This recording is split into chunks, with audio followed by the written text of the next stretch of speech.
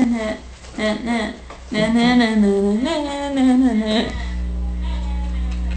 jeez.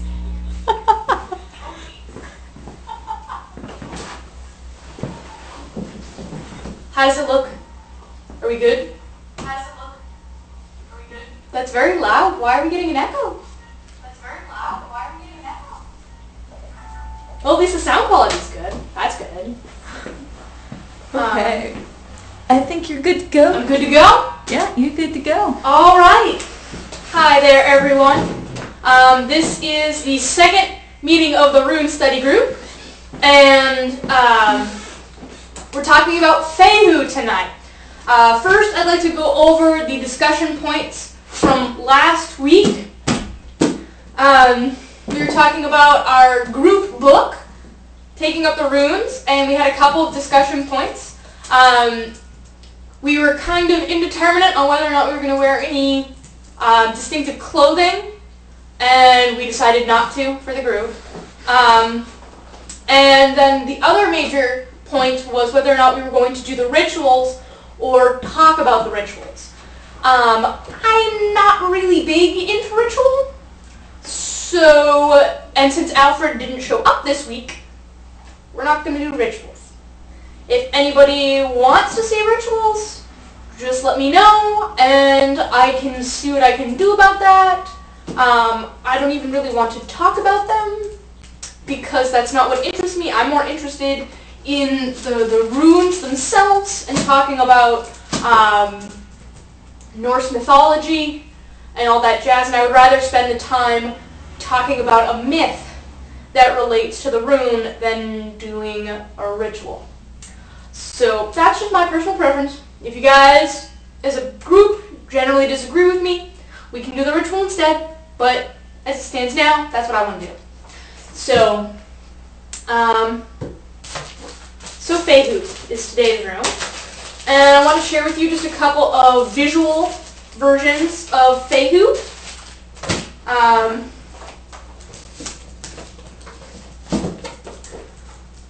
I talked last week about how I like to do collages. And so this is my collage for Fehu. I don't know if you guys can see it, but you can see all the different symbology that has to do with Fehu going around all here. And we'll talk about all this symbolism as we work on Fehu. Then the other one that I wanted to show you is I actually brought in my rune cards today. This comes from the Little Christian Rune book, and this is what the card looks like for that. Now, Little Christian book likes to reorder the runes, so this is number 11. The Little Christian book is a little weird. Not the Christians are weird, but the rune book's weird. Just the rune book. Just the rune book. And with that, I'd like to see if anybody else did anything for, like, physical that they would like to talk about tonight. Maybe bake anything or put anything on your altar. Did anybody do their homework at all? Just me? Please tell me that somebody at least read up on it, even on the internet. Relic says that he saw an Odin rune in a dream. Oh, cool! You mean answer, or just a rune that you didn't really kind of see? You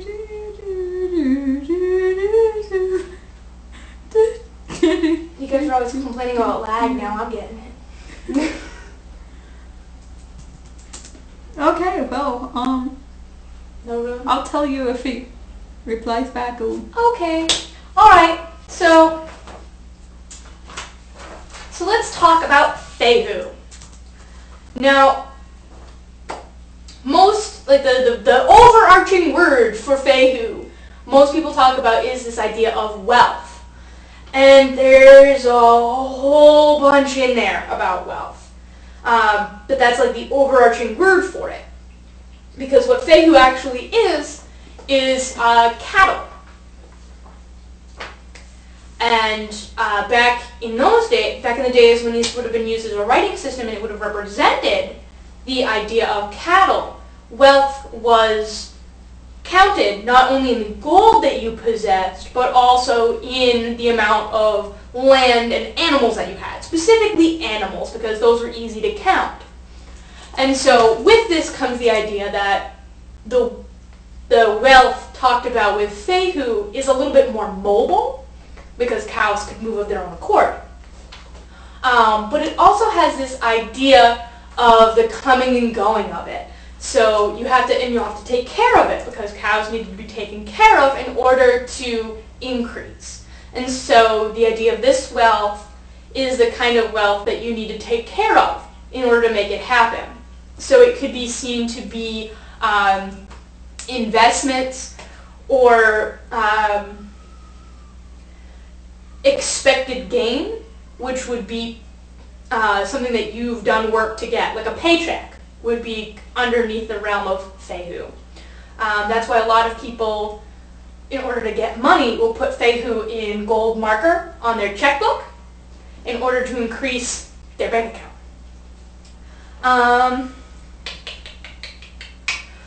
With the idea of wealth, oh, my notes are awful.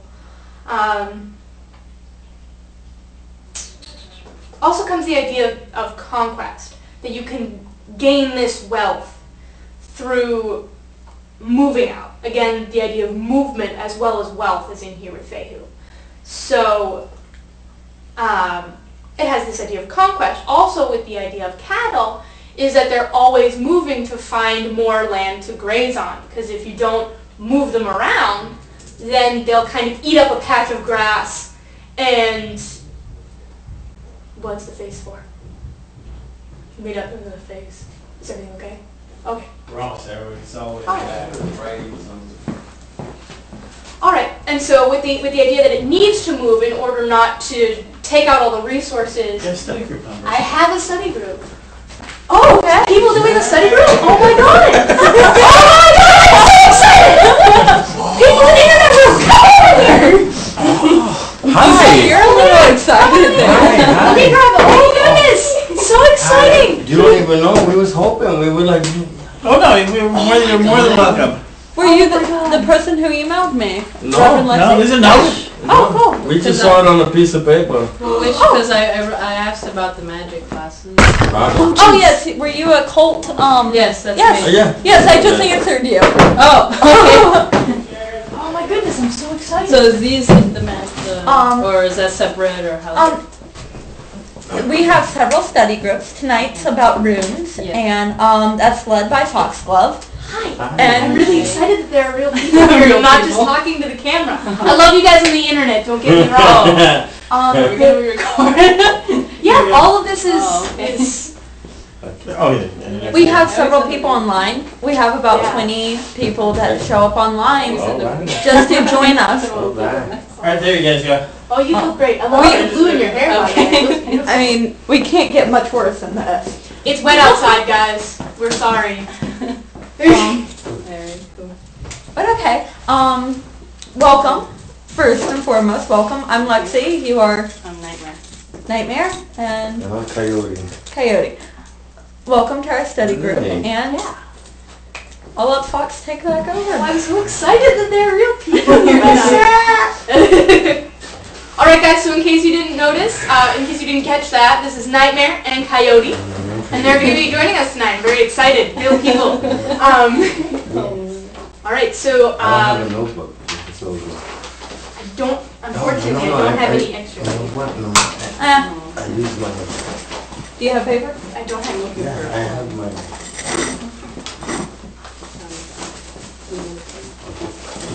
No, I do. That stuff too.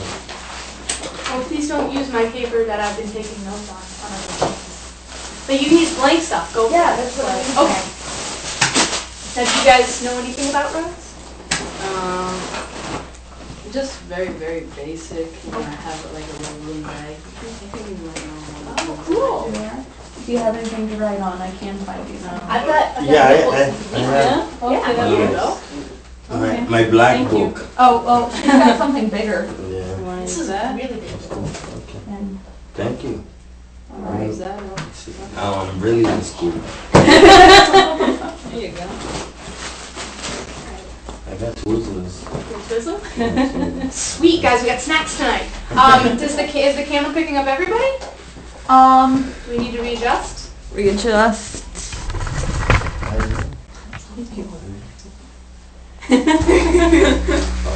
That's okay. Most of the people watching this are probably in their pajamas, so they're very forgiving. Wow. Yeah. We came out. It's all good. Yeah. All right. So last week we introduced this class and we talked about our plans for it. Okay. Basically, we're going to do one rune a week. Okay. And last week we talked about why we were going to study the runes. Okay. And so like each person had their own like affirmation of what they were hoping to learn from the runes. Do you guys have any expectations that you hope to learn? No, I want to learn more about it. I really did. Like being around it through my life. Mm-hmm. You know, very, very, very, very tiny. Tiny, know about this. But I want to, know more about it. Yeah. You know, interesting. Yeah. You know. Do you know anything about the runes? It was used back some in the natives days, and stuff like that, but not so much. But I want to get to know it. Okay. Get to know. And how about you? Do you know anything about it, and what do you expect to get from this class? Well, I just like learning this kind of thing, Yeah. So the more I learn, the happier I am. Awesome. So, you never stop learning, so Yeah. I'm always open more and more and more. Like Knowledge that is power, energized like they person.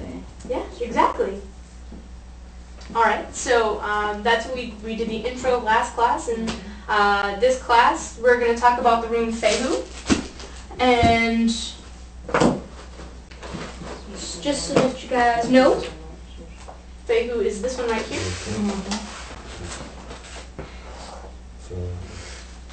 And so you guys in internet land can see it. I just showed them this rune. It's good? It's good? Good This job. one. Yeah. That's the rune. I really like it. So, we were just talking about, so do you guys know anything about Fehu? Okay. Well, I'm just going to talk about it then and just kind of ramble on. And if you guys can think of anything, like if it sparks like a story in you or like some information, just feel free to jump on in. Yeah. Be just like, the idea, because, for example, with the idea of movable wealth, that reminds me of the idea of cars. Because cattle, it used to be what the Vikings would have used as their idea of wealth. They counted wealth in the number of cows that they had or bulls that they had, as well as the amount of gold that they had. And today, you can see that same symbol of wealth in the kind of car a person has and how well they take care of it, and the different things they do to trick it out, like the vanity plates or whatever. Yeah. So, if you guys think of anything like that you just want to throw in and be just like, oh, that reminds me of this modern day example, just Yeah. totally feel free to toss it out. Alright. Alright, so yeah, that kind of took my fun car story that I was going to share later. So then there's also that idea, okay, so we talked about the idea of conquest, the idea that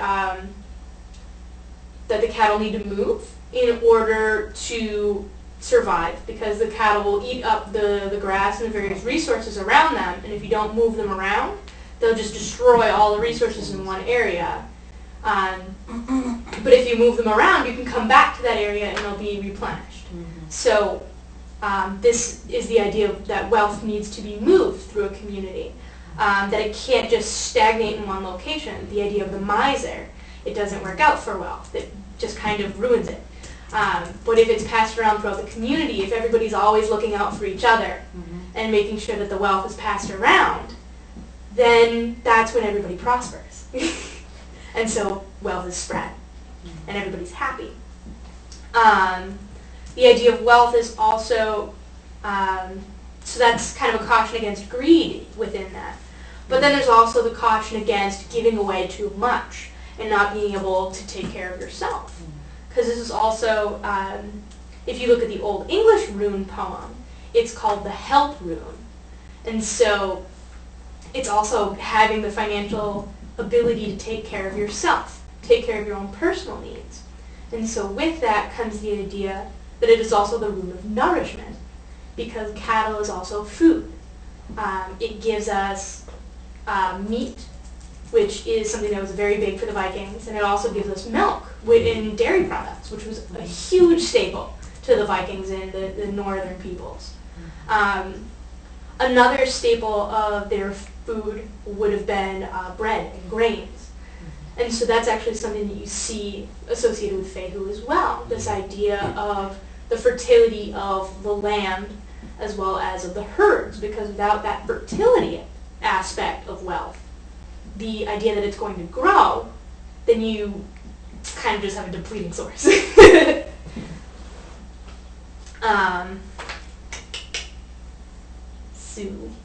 And with that life force also comes the idea of passion and love within people. Because just as the herds need to be bountiful and the grain needs to be bountiful, so do people, in order for us to move forward and have families. So with this idea of Fehu also comes the idea of family and of children and taking care of each other within the same unit. With that also comes, in some of the rune poems, comes this caution against how gold causes strife within families. And this was something that I had a hard time kind of understanding myself. Let me see if I can find any of these rune poems. So it's like an idea of balance? Yeah, definitely an idea of balance. Balance between not giving away too much, but also not keeping too much back. Yeah.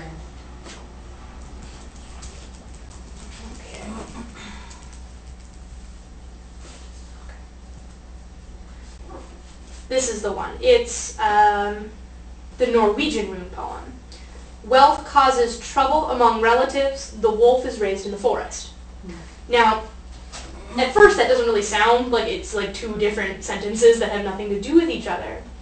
But if you think about it within the context of a family, if the wealth is causing strife in a family, it feels like a bunch of wolves, because to the North people, they were very aggressive. Yeah. So it feels like they're all fighting against each other, and it feels Fighting like for that food. yeah, and so it feels like a big fight in the family. Yeah. So That's right.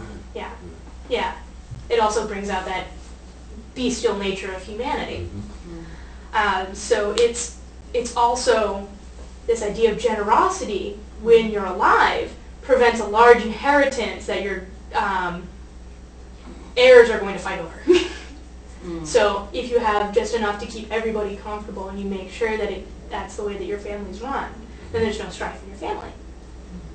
So there's that as well. Sharing is caring. Sharing is caring. That's what it's all about. Yes. Sharing is caring. Exactly. All right, how are we doing online? Does anybody have anything to say about what we've been talking about? Not so far. All right. Okay.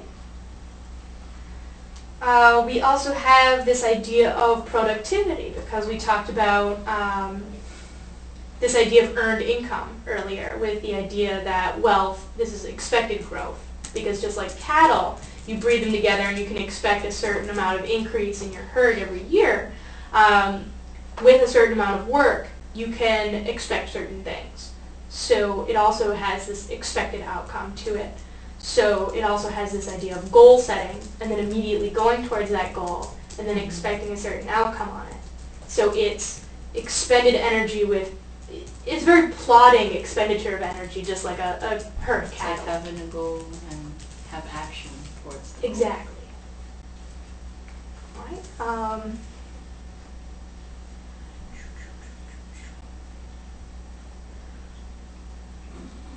then it also, because it's also the first rune in the Futhark, it also has this connotation of being beginnings.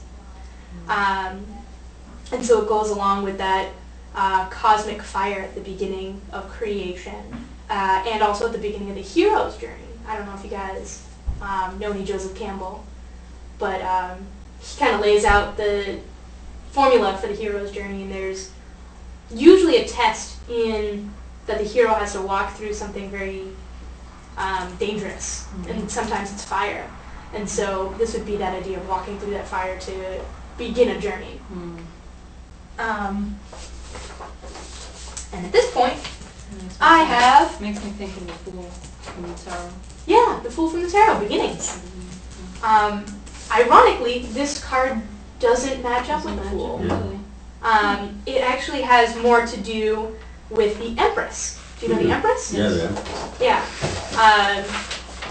The Empress upright means understanding, charm, kindness, beauty, pleasure, success, safety, trust, nurturing, and positive development, which goes along with the Fehu. Whereas reversed, it actually has some of the same qualities of Fehu reversed, which would be false appearance, vanity, disdain, frivolity, not being smart with your money, sterility, delays, and careless spending. So, yeah, I would not have thought of the Empress either, but now that I look at it, it makes so much sense. So you guys familiar with the Norse creation myth? Not too much. She's smart. She's I like it. Yeah. I'm sorry. All right. But, Yeah, definitely. Gotta get in the flow. Definitely. That's how you do it. All right, so the Norse creation myth is as follows. The first world to exist was Muspel. Correct me if I'm pronouncing this wrong.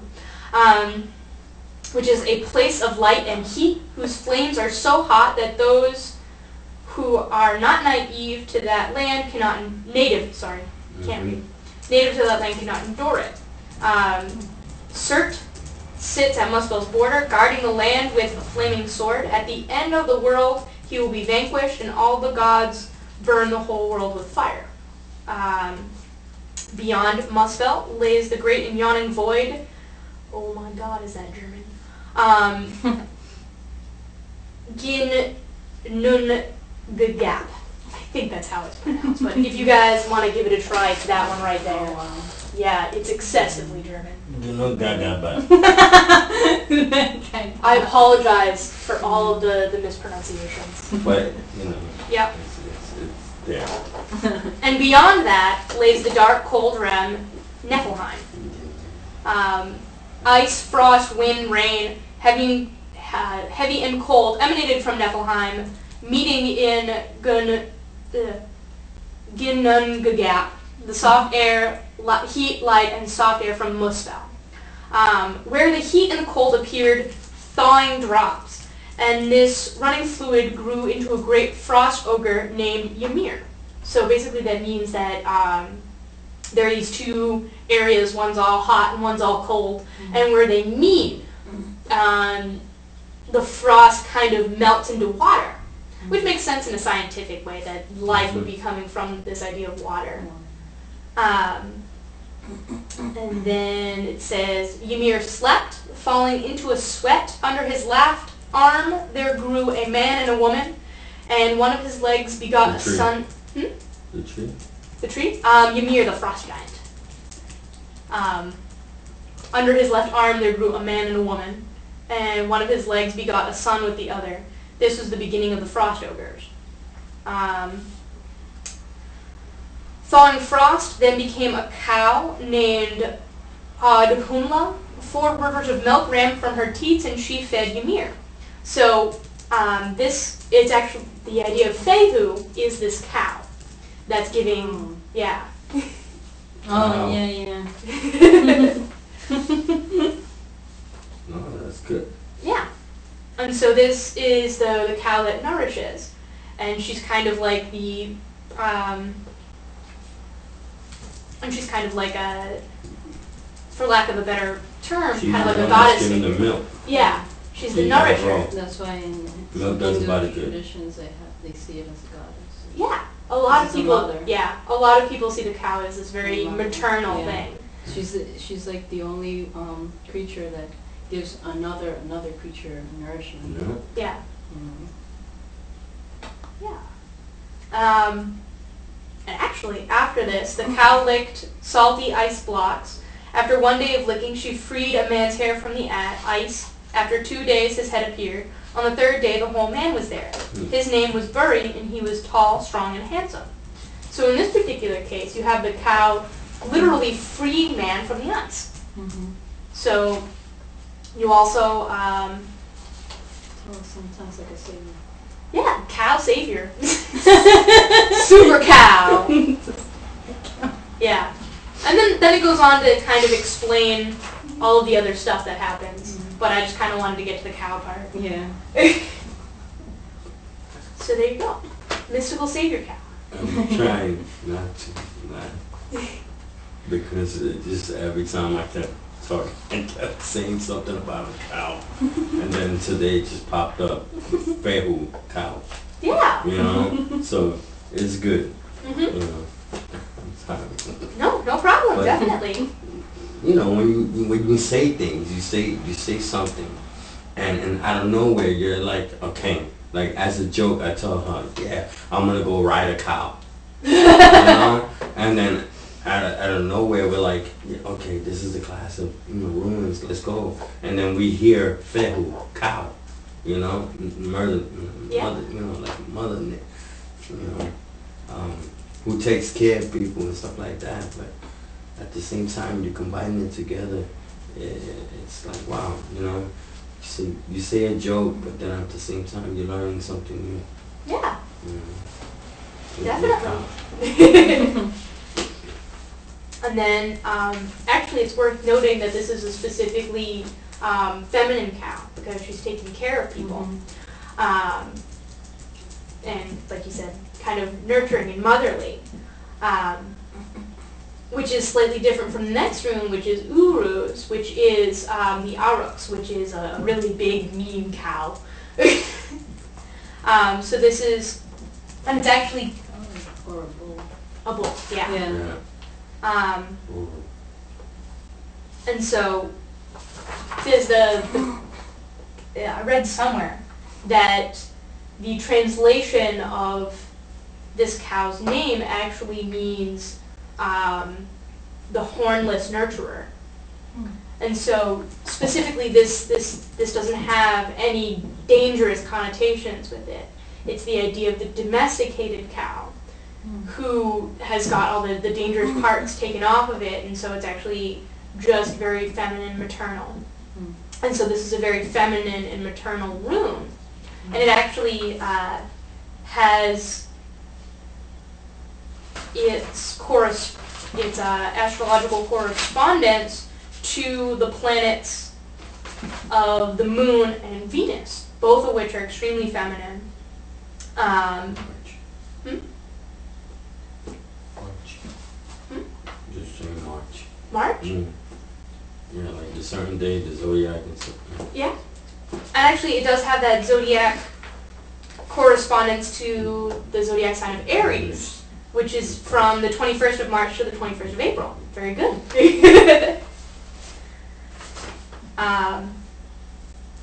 So yeah, it has the aspects of the Moon and Venus.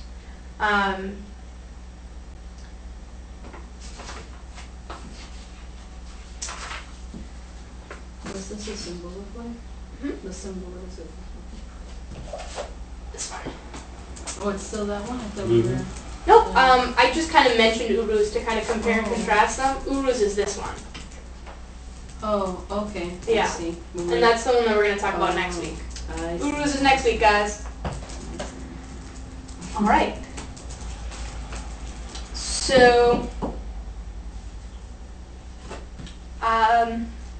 to go back to the rune poems, there's actually another thing that's kind of interesting. In the Icelandic poem, it says, wealth is trouble among relatives, which is what we talked about, and fire of the sea, and path of the serpent. So, fire of the sea actually is an old way of saying gold. If you've ever seen the ocean with the sun above it, it's got that kind of gold glittering to it. Yeah, right underneath the sun. Yeah. And so that And will it shines on top of the water. Mm-hmm. You know, Yeah. It's like gold. Exactly.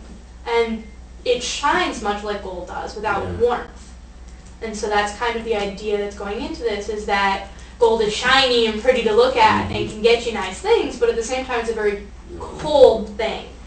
It can't bring you the warmth and happiness of a family. Yeah. It's like how people say money is the root of evil. Mm-hmm. You know. So, Yeah. but family will always be there. Exactly. And so kind of one of the morals of Fehu is that wealth isn't necessarily the physical things that you have, but how you use them to keep your family to you. Because it's your family and the things that you love, like your job and the things you do with your time. Balance both. Yes. At the same time. Yes. And then it says, and the path of the serpent. Now they mention the serpent a lot when it comes to Fehu. And many scholars say that that is the idea of a dragon. Because if you've ever seen a dragon, you see the dragon kind of like hoarding its gold. Mm-hmm. And there's actually a Norse myth where a gentleman's got all of his gold and he's protecting it, and he turns into a dragon protecting his gold. So that's another kind of warning against the idea of hoarding your gold, being a miser, is that you'll turn into this dragon, which isn't very good.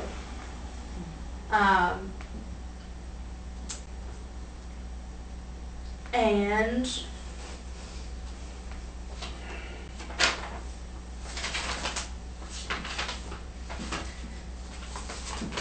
is there anything anybody else wants to speak about in the internet world? Not so far, just checking out the schedules for the rest of the groups. Everyone's pretty attentive. All right. Think you're covering it. Sweet.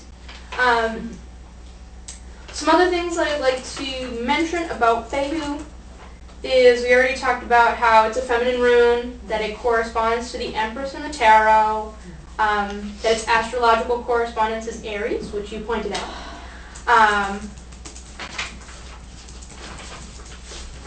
And then we've got the planetary aspects of the Moon and Venus. Its numerology number is 1. Mm-hmm. And so that is, in numerology, that's beginnings, focus, concentration, goal setting. There's some other stuff that we talked about. Originality, courage, will, consciousness, and positive mental capacities.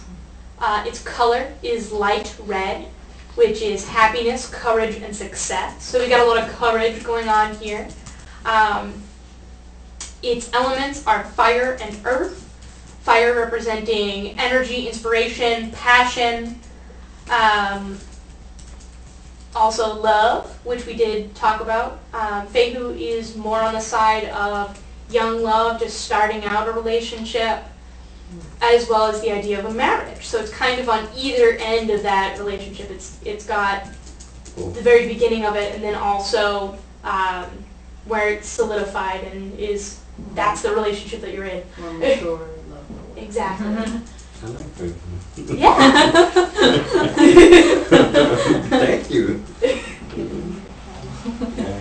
I'm falling in love with that. And then Earth would represent the strength, abundance, and stability. So it has that great starting to it, but it also has that endurance to keep going, which kind of goes with that idea of the young love as well as the marriage. It also talks about wood and stone. Yeah. No, that's good. Yeah. Awesome. It's fun. Its gemstone is moss agate. Moss agate is considered one of the most powerful of all agates. It was the agate of warriors in ancient times. And moss agate helps balance emotional energy. It encourages new initiatives and inspiring, making it possible for a fresh start. So again, we have this idea of beginnings as well. Moss agate is also the stone of abundance and attracting wealth. So there you go. Moss agate talks about new beginnings as well as wealth, which explains its correspondence to Fehu. Then we have its corresponding tree. And this is one that actually confused the hell out of me because I didn't really get it. It's the elder tree. And the elder tree is sacred to the mother goddess figure, which I can kind of understand the correspondence there. But it's also sacred to witches and spirits. It was believed in old times that witches and spirits would live in these trees, which kind of helped to explain the idea that when you cut an elder tree, its sap is red. And so what people would do is they would say a prayer and tell the elder tree that they were going to be cutting it down in order to allow the spirit or the witch that was living inside of it to leave and not be killed. But it actually has a lot of magical uses that relate to healing, which is interesting because I don't really think of Fehu as, it can kind of be a healing one, but I guess that its tree brings out its healing aspects. You can use elder to cure a fever, to cure a toothache, to prevent rheumatism, to cure warts, to ensure a healthy child, even help you sleep. Tea. Hmm? Like tea. Like tea? Actually, Some tea. for a peaceful sleep, you put elderberries underneath your pillow. Yeah. Who knew, right? But just a heads up, only the ripe fruit is edible. Don't put anything else in your mouth. The other tree that is possible that is corresponded to Fehu is the hornbeam, which I'd never heard of before reading this in my studies. Originally it was considered part of the hazel family. Now it's considered a birch. So there's that. Again, I'd never heard of a hornbeam before, but apparently if you sleep underneath it, it brings you wealth. I don't even know if we have those in this area.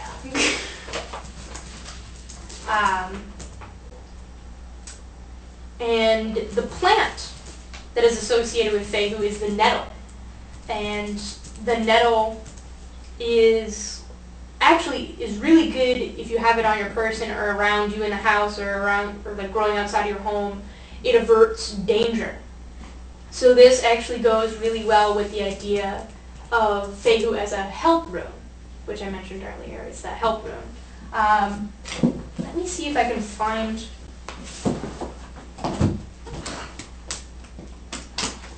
No. The Old English rune poem calls it a help rune. And I seem to have misplaced my Old English poem. So yeah, it talks about it as a help rune.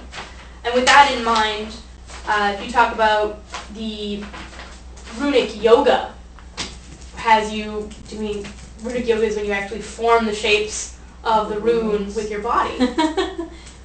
Yeah, and so the Fehu rune is where you'd be standing straight up. If you guys want to join me in some runic yoga. Runic yoga is when you stand up and you hold your hands out like this. And so this would be an invocation pose, a prayer pose. Shamans would hold their hands like this in order to invoke the spirits. And so that goes along with it being a help rune. The idea that you could pray to a power beyond yourself in order to get help. So it has that aspect as well. And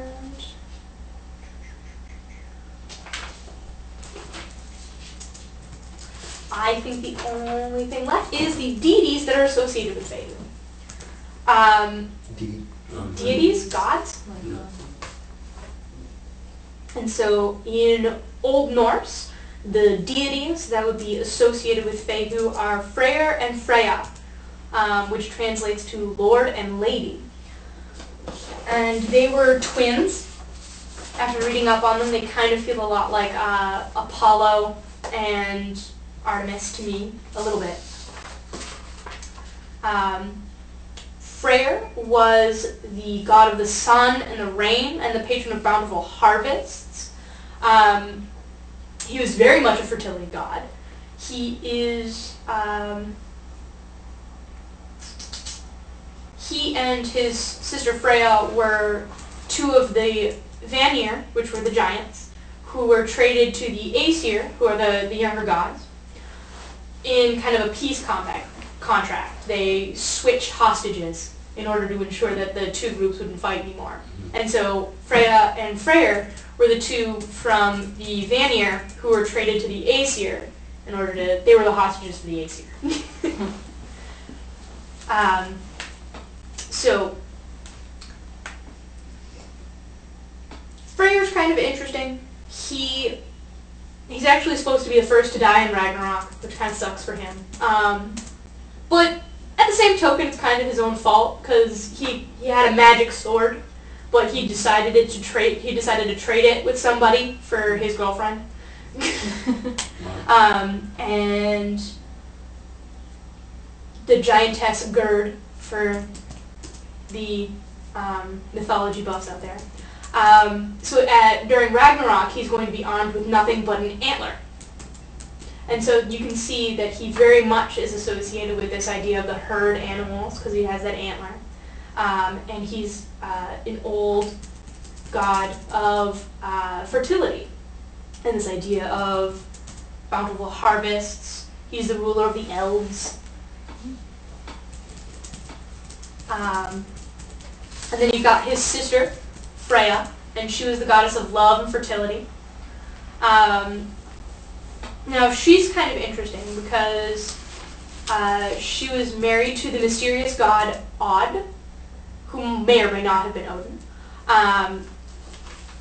And she kind of misplaced him at one point. I really am not up on the mythology on that one, but he disappeared. And she went on this big journey to go and find him. And while she was looking for him, she cried tears of gold. And so she has this strong connection to the idea of gold with her. And she's also connected to this idea of, oh dear God, what's the name of it? This idea of the gold lust. And gold lust, I forget the Norse name of it, but it translates to gold lust, I think. What? I don't know it either. Oh, well, she walks into the Aesir's hall, and they all fight over her because she represents this idea of wealth. So there's that strife within the family coming back. And so in order to get rid of her, they set her on fire and burn her to ashes, but she comes back to life. And so they fight over her again, and they set her on fire and burn her back to the ground, and she comes back. Cycle. Exactly. And so she represents this idea of the cycle of wealth. That no matter how much of a pain in the ass it is, it still comes back. So they eventually just kicked her out and just said, just go. She also had a precious necklace, which I've got like 3 different ways of pronouncing it over here. Brisigs, which she obtained by sleeping with 4 dwarves for 1 night each in order to get 4 different parts of it. What's the name? Brisigs. Again, I apologize. Yeah, that's the way that Encyclopedia Mythica is telling me about it. For what? Freya's necklace. Bring someone. Bring some. There we go. Well. Hail Freya. Hail Freya. So yeah, magic gold necklace, very pretty. I just pissed off everybody that likes Freya. And the part that Lexi will like is she divides the slain warriors with Odin. Half goes to her palace while the other half goes to Valhalla. And she gets all the ladies. And she's the first one to choose over Odin. Truth. She gets first pick. and the ladies. That's probably why she gets all the girls, because she gets first pick. I mean, wouldn't you? If you had a whole bunch of warriors to choose from, and you got first pick, you'd be just like, all the women warriors get first, and then you, and you too. Oh, and you can have the rest. Hail Freya. Yep. All right. So I rambled on for quite some time. Is there any questions, comments? Did I skip anything out there? So what happens when Freya meets Dagda? Freya meets Dagda? The Dagda? Never mind. It's an Irish guy. Never mind. Oh. He's like this really manly sex Irish god. Sorry if you are with the Dagda. That was kind of disrespectful. But anyways. All right. Well, I'm guessing that she'd either go for it and let her husband kind of deal. Hail Freya. Yeah, why not, right? You Even then, if the husband's there, she'd be just like, "Oh no, I'm with this guy. Call me later." You know very well that Freya would just be like, "Hey, join us." There you go. One of those, yeah. Godly threesomes. Don't worry. God bless free. Okay, anyways, actual question. Oh, good. Which does the rune Odal mean? O-D-A-L. O-D-A-L. Oh, Othala? Is it kind of the one that looks like this? Sure. Are we talking about other runes today now? Are people asking questions about other runes? Because I haven't gotten that far. I'm sorry. Today was about Fehu, right up here. See how this one's up here and this one's down here? It's There's like- gonna be a while. It's like you getting an F Yeah. in class. Yep. It looks like an F. Later. I will get to these. Was the Dagda question about Dagas? No, Rune? Dagda. Like, it's Yeah. no. Okay, so it wasn't this one. It was actually about another god. Got it. No, All right. but okay, whatever. Alright, so we'll talk about Othala later, I promise.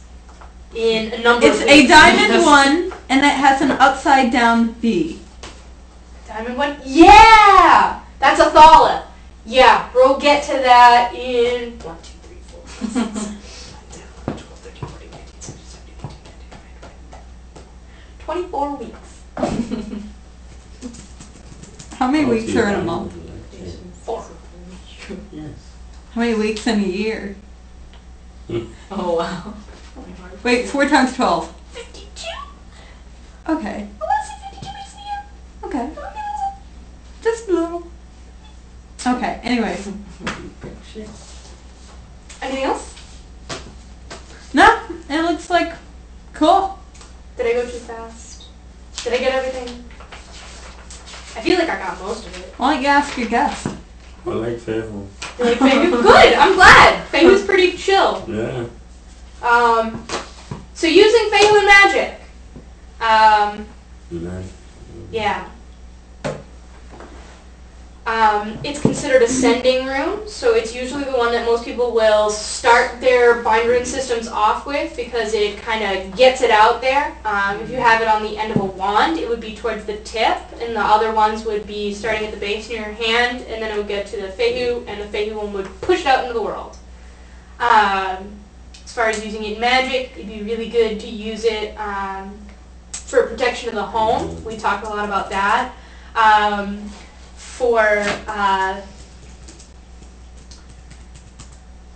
As well as kind of for wealth and abundance, obviously, and you could use that by kind of like inscribing it on your checkbook, and that'll bring some wealth in there. A lot of people like to draw it on their checkbook with like a gold pen, and that way it brings the wealth into your pocket.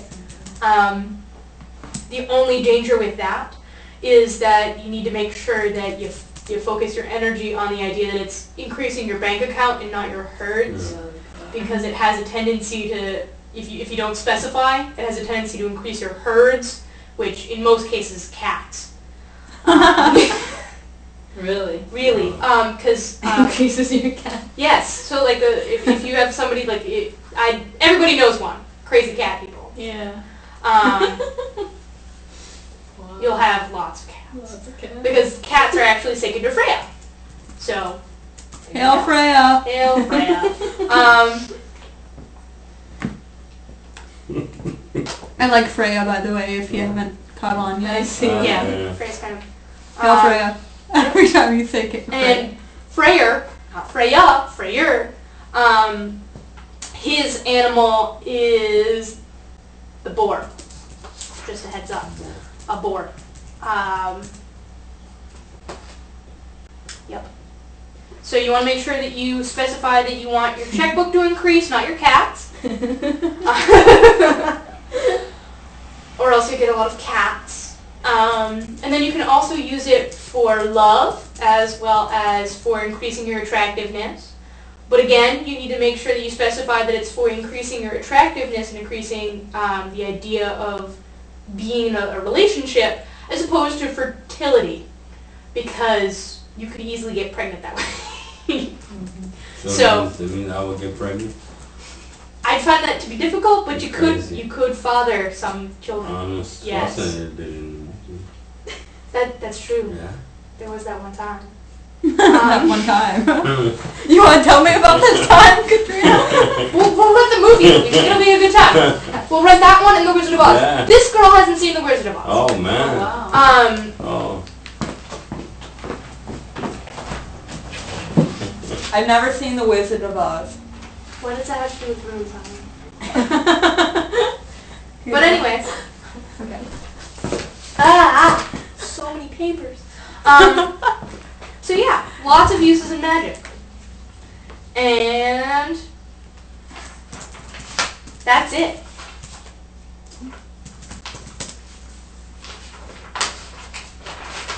Are we good to go? Any questions, comments, concerns, or funny anecdotes? Well, do I do that every time? Do I yell Hail Freya every time someone says Freya? Hail Freya! Yes, yes, you do. My thing is for Fehu, right? Yeah. Fehu. So like we just learned that Fehu is a person. It's a rune. Rune. Yep. A rune of nourishment, Mhm. of taking care of, of Mhm. anybody. Yep. Take help wealth, Mhm. to increase wealth. Yep.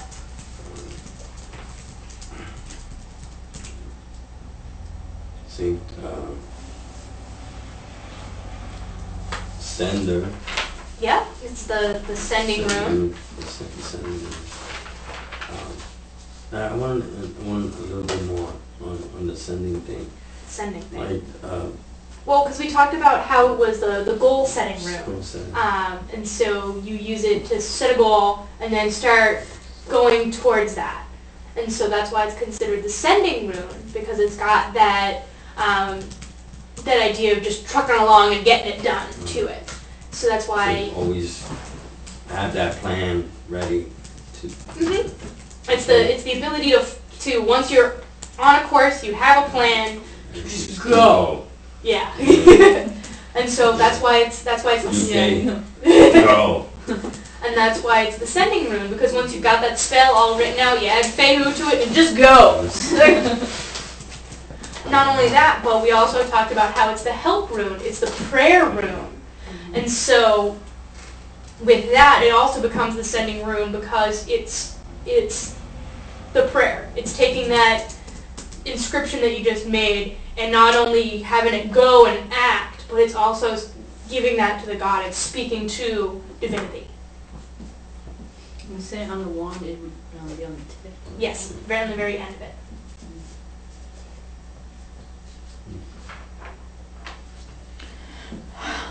Nothing? Nope. All right. Anything else?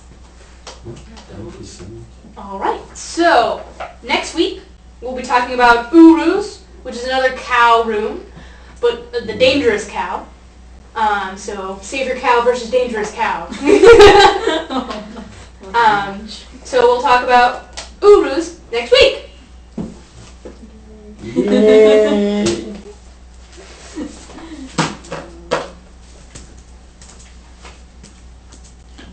Question. Oh, yay, okay. Question. Is the rune we're talking about Fehu? Yes, Fehu. Fehu. Spelled. How's it spelled? Oh, how's it spelled? That's a really fantastic question. There's a lot of ways to spell it. Let me check to see which one is the most common spelling.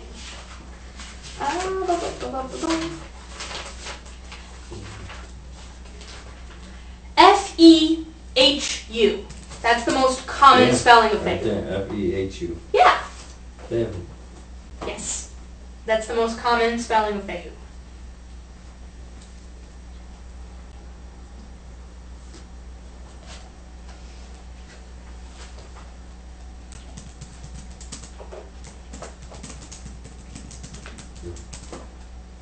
Anything else, guys? Nope. All right. See you next week for Urus. Woo! Yeah! Love and light to all. Blessed be.